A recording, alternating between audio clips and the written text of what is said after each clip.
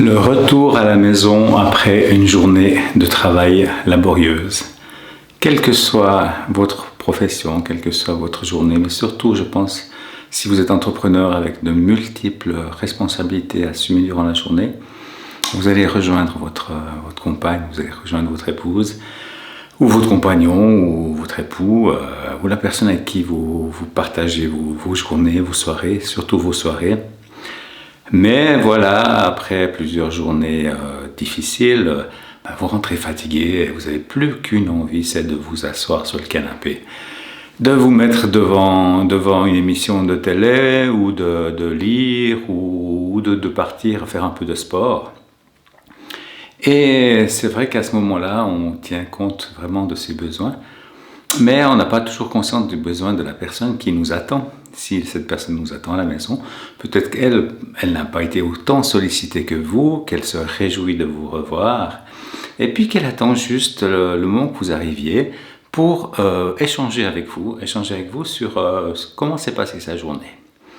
Les gros pièges arrivent, mais à la vitesse grand V. Le premier piège, c'est si la personne qui vous attend a envie d'échanger avec vous sur une difficulté qu'elle a eue durant la journée, nous les hommes, on a plutôt envie de trouver une solution tout de suite. Vraiment dire, ah mais tu aurais dû faire comme ça, ou tu n'aurais pas dû dire ça, mais si tu avais fait ça, ça serait mieux.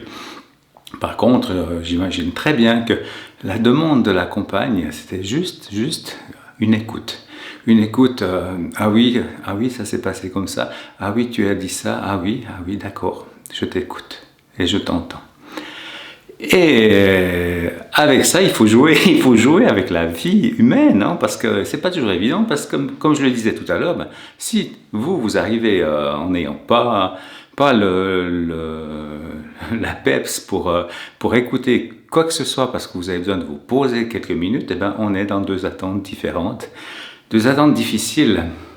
Et je pense qu'il y a plusieurs façons qui peuvent permettre de déjouer ce genre de situation, qui peuvent devenir conflictuelles à la longue ou source de désespoir, source de lassitude, source des « mes bras dans mon tombe, c'est toujours la même chose, je ne suis pas écouté » ou « je ne l'intéresse pas », etc. On a des comportements qui sont assez stéréotypés finalement lorsqu'on analyse un petit peu la vie de couple. C'est soit on a un comportement de repli, où on se dit « Ah, mais moi j'ai besoin de distance, j'ai besoin de réfléchir un peu, de respirer un peu, et puis pour pouvoir revenir dans la relation, pourvu qu'elle me fiche la paix ou pourvu qu'il me fiche la paix, un moment. » Quand on arrive, et soit des comportements, je dirais un peu plus anxieux peut-être, mais avec le besoin de vérifier la relation, de la vérifier assez rapidement, de la vérifier tout de suite. Puis là, on se dit, mais tu m'écoutes pas, mais écoute, prends soin de moi, viens vers moi, parle-moi. Et de nouveau, ces deux comportements, dans les situations, je dirais, où les choses vont bien, ils sont très agréables. Parce que la personne qui a un comportement de repli, un peu de réfléchir à la situation, de prendre distance et de pas surréagir tout de suite, cette personne va donner un rythme serein et calme et posé à la relation. Puis la personne qui a besoin d'entretenir la relation, de vérifier que la relation existe toujours, elle va donner une dynamique aussi très très sympa où ça deviendra une mélodie, un chant où il y a des silences, il y a des notes, il y a un tempo. Parfois le tempo il est donné par justement les actions de la personne qui recherche la relation et parfois par les actions de la personne qui met quelques silences. Dans notre méthode que nous enseignons, par exemple, nous enseignons à ressentir, avant de dire quoi que ce soit, ressentir. Nous enseignons à regarder l'autre, vraiment le regarder au plus profond de ses yeux, le regarder dans son cœur. Nous apprenons aussi à ralentir, ce que je n'ai pas fait au début de cette séance, par exemple, ralentir le débit de ce que nous allons dire. Et puis, nous allons apprendre aussi à donner des appréciations positives à l'autre, commencer le dialogue par une appréciation positive. Eh bien, ce que j'ai aimé chez toi cette semaine, ce que j'ai aimé chez toi aujourd'hui, ce que j'aime chez toi en te voyant tout de suite maintenant, ça rassure et ça permet à l'autre de pouvoir soit s'exprimer, soit écouter. Quand les relations débutent comme ça, quand les dialogues débutent comme ça, en général,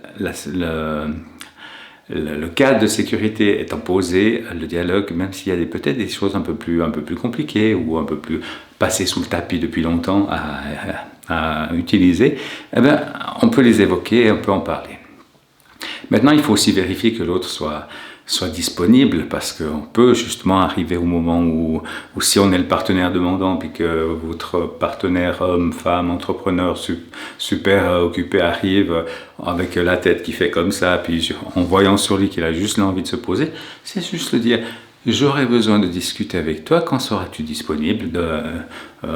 Fixe-moi un rendez-vous et nous pourrons en parler, soit dans un moment, soit ce week-end, mais de toute façon, la personne qui aimait, elle est rassurée parce que l'autre va prendre rendez-vous avec, donc ne va pas mettre de nouveau sous le tapis la discussion qui est nécessaire. Et puis en même temps, l'autre va s'engager à se dire, voilà, aujourd'hui, maintenant, ça ne joue pas pour moi, mais je m'engage à avoir cette discussion avec toi plus tard.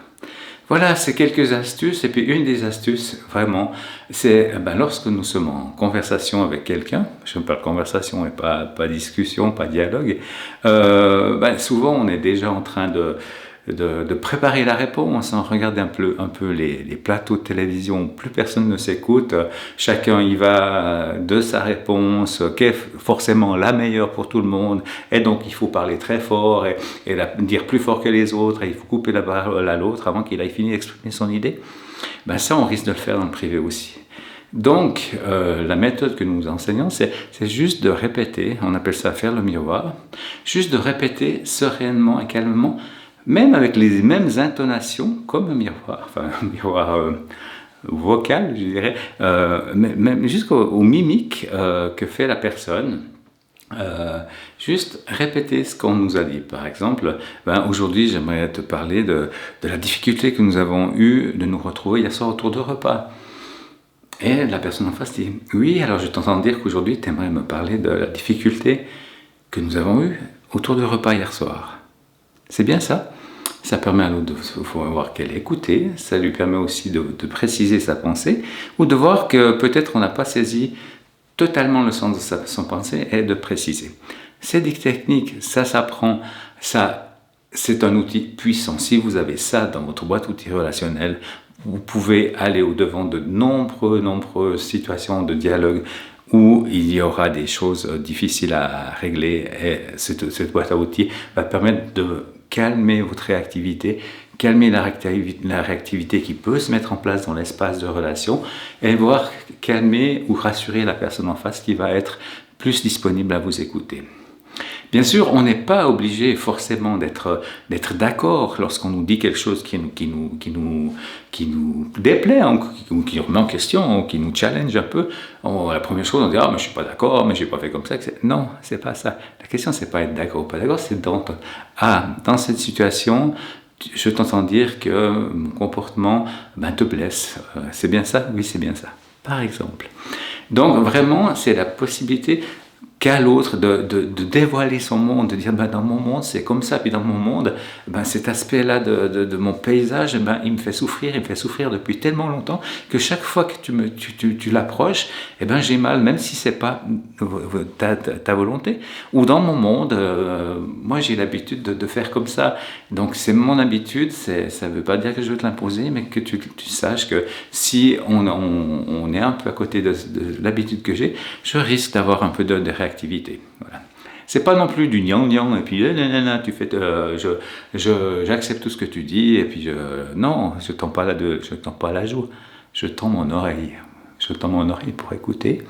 Je utilise ma voix pour faire le miroir, c'est l'utilisation de sens un peu différente quand on a l'habitude de faire, pour faire le miroir, et j'explore ton monde, j'explore ton bonheur, j'explore ta souffrance, j'explore tes envies, tes hésitations, mais c'est ton monde. Il ne met pas en question mon monde, et je ne mets pas en question ton monde, c'est ton monde, et je l'accepte comme il est, et je t'écoute. Et après, lorsque tout le processus est terminé, où il y a un moment où on va dire à la personne, ce que tu m'as dit aujourd'hui, je comprends. Je comprends que dans ton monde, lorsqu'une personne a une parole blessante, par exemple, ça te touche profondément parce que ça t'évoque d'autres situations où tu as eu ce type de réaction vis-à-vis de toi. Je comprends ça. Et après, on a un peu d'empathie. J'imagine, dans ces moments, tu te sens non reconnu, ou tu te sens impuissant, ou triste, ou en colère. C'est reconnaître, vraiment valider et reconnaître le point d'achoppement de l'autre, son point de vulnérabilité, et aussi, après, nommer nos propres vulnérabilités. Parce que la meilleure preuve d'amour et de confiance qu'on peut avoir vis-à-vis de son partenaire, c'est de se montrer vulnérable. On n'est pas tout puissant, on ne va pas tout régler, on est vulnérable et on avance ensemble. Voilà, et après, bien sûr, si on reprend le même sujet, on peut inverser les rôles, puis à ce moment-là, c'est le partenaire qui a émis une suggestion de dialogue, qui soit positive ou négative, qui demande un changement. On peut se dire, moi, par rapport à ta question, par rapport au fait, comme je le disais au début, de ne pas se retrouver de manière tout à fait, je dirais, qualitative lors du retour à domicile, moi, je vois la chose de cette façon-là. Serais-tu d'accord de venir à ton tour visiter mon monde et que je puisse t'expliquer un peu ce qui se passe pour moi dans ces situations? Voilà, donc c'est des situations que la méthode Imago que nous enseignons vous permet d'aborder soit chez vous avec votre partenaire, soit avec votre enfant, soit même avec vos collègues ou en famille. Ces situations-là, elles sont partout. Et on n'est pas toujours la personne qui a besoin de retrait, se dire là, il faut que je réfléchisse avant que je réponde. Des fois, on est exactement le contraire en famille, on est exactement le contraire dans sa situation professionnelle. Donc, il ne faut pas hésiter à demander un coaching de notre part, parce que vraiment la méthode est efficace. Nous organisons beaucoup de stages là aussi pour apprendre un peu la méthode, et nous avons aussi des entretiens soit en vidéo, en individuel avec les gens qui le souhaitent. Nous pouvons leur envoyer aussi quelques astuces, donc si vous êtes intéressé à recevoir quelques astuces, j'en ai un peu parlé de comment bien débuter un dialogue, mettez astuces en commentaire comme ça, ou alors contactez-moi en message privé. Je peux aussi vous accorder quelques minutes aussi d'entretien si vous avez besoin de précision par rapport à ça. L'important, je crois que on travaille beaucoup dans les neurosciences. Maintenant, ça fait un moment aussi qu'on parle un peu de comment le cœur et le cerveau interagissent ensemble. L'important, c'est de mettre de la finesse. On parlait d'un troisième esprit il y a quelques siècles, c'était l'esprit de finesse qui permettait de tempérer les élans du cœur, de tempérer les réactions du cerveau. Le cerveau, surtout le cerveau archaïque, il est là pour nous sauver du danger. Pour lui, on est encore un peu dans la brousse ou dans la jungle, et puis on est à la merci on est des proies faciles. Donc tout ce qui est perçu comme agression va susciter quelque chose de réactif. Donc soit on va fuir, on va se barrer, soit on va attaquer, soit on va faire le mort. Voilà, donc c'est un peu notre façon de réagir. Donc on va donner des instructions à notre cerveau un peu plus évolué de comment je vais le mieux attaquer possible et comment je vais détruire l'autre. Et puis ça vient parce qu'on a des antennes dans le corps, on parle du nerf vague et d'autres systèmes aussi comme ça qui transmettent des informations. On parle du cerveau du ventre, du cerveau du cœur, ou une situation qu'on décode dans le non-verbal, par exemple les sourcils. Si je vous parle comme ça, ou comme ça, ou comme ça, ou comme ça, le jeu des sourcils est extrêmement important. Ça fait que quasiment physiquement, on décode et on va décoder. Et bien sûr que le cerveau, il y a un biais de négativité, c'est qu'il voit tout en négatif, parce qu'il faut plutôt prévoir le négatif pour survivre que être un peu angélique et puis se dire tout ira bien. Donc voilà, ces méthodes de dialogue nous permettent de rassurer, déjà l'appréciation positive, ça donne une détente à l'intérieur du corps. On a l'esprit ouvert, on a le visage ouvert, on n'a pas les sourcils comme ça ou l'air violent lorsqu'on est en dispute où on veut détruire l'autre. C'est une lutte de pouvoir et c'est moi qui ai raison puis toi t'as tort. Non, on essaie d'aller vers un amour conscient, un amour de l'un pour l'autre, de l'un et l'autre pour la relation et de l'amour pour soi-même. Cette méthode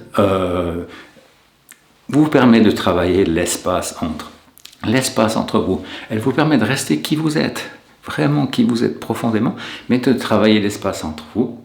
Et cet espace, que ce soit avec votre partenaire, que ce soit avec votre voisin, votre frère, votre mère, votre supérieur, votre collègue, c'est un espace durant cette période, durant ce moment qu'on se consacre l'un pour l'autre, c'est un espace qu'on dit sacré, vraiment sacré, parce que c'est un espace qui est là pour juste nous redonner de l'humanité, nous redonner le fait d'être des gens aimants, des gens pensants, des gens empathiques, des gens avec une cordiale bienveillance, d'abord pour la personne que l'on aime.